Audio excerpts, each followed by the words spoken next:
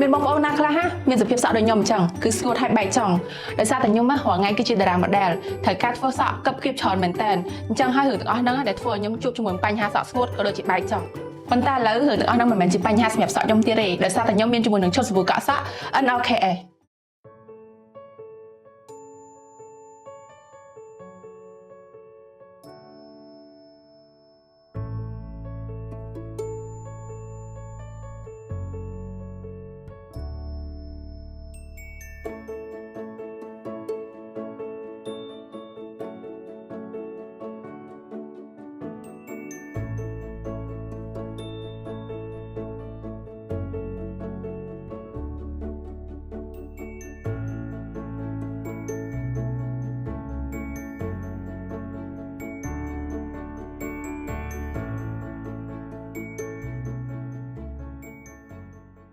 តាំងពីនាងខ្ញុំបានស្គាល់ជាមួយឈុតសាប៊ូកក់សក់ NOKS សក់ប្រែក្លាយទៅជាមានទម្ងន់កាត់បន្ថយសក់ជ្រុះសក់ឡើងប្រេងសក់បែកចង់សរសៃសក់ប្រែក្លាយទៅជារឹងមាំទន់ភ្លឺរលោង